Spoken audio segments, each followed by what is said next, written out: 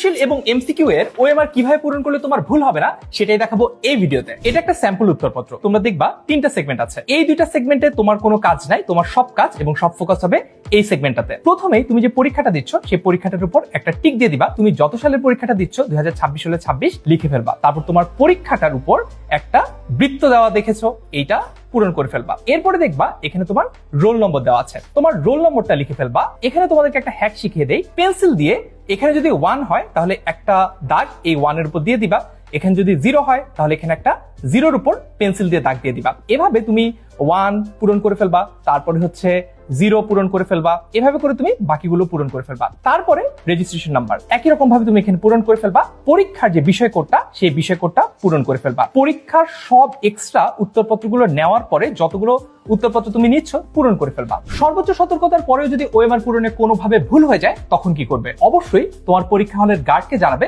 এবং তার নির্দেশিত উপায়ে পরবর্তী স্টেপগুলো ফলো করবে। এবার আসো এমসিকিউর পার্টে। এখানে রোল নম্বরটা পূরণ করবা, রেজিস্ট্রেশন নম্বরটা পূরণ করবা, বিষয় কোডটা পূরণ করবা। তোমার প্রশ্নপত্র যখন দেওয়া হবে তখন দেখবা তুমি কোন সেট পেয়েছো। মনে করো তুমি যদি গ সেট পাও তাহলে এই গটা পূরণ করতে হবে, এখানে লিখতে হবে গ। সঠিকভাবে পূরণ না করো তাহলে কিন্তু তোমার পরীক্ষা বাতিল হয়ে